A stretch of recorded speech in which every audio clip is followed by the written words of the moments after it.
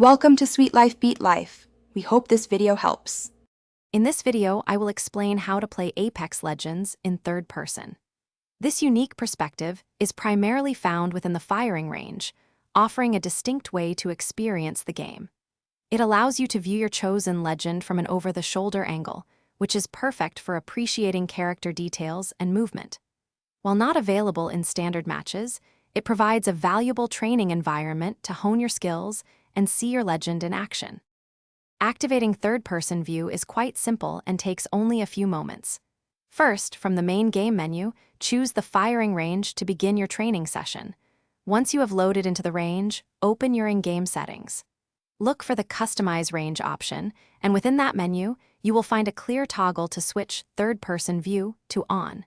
This quick process will immediately shift your camera. It is important to understand that this third-person mode is exclusively for the firing range. You cannot use it in live battle royale matches or other online game modes. This feature is designed as a training tool, allowing you to practice your movement, aiming, and overall tactical awareness from a fresh perspective. It helps you better understand your legend's hitbox and how they move within the game world, offering a unique learning opportunity. While the dedicated third-person mode is limited to the firing range, emotes can offer a brief, temporary third-person camera view during live matches. Practicing in this perspective significantly enhances your spatial awareness and understanding of your legend's movement.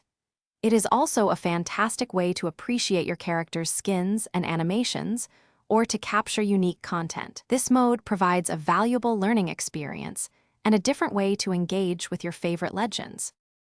Thanks for watching. Consider subscribing if we helped you.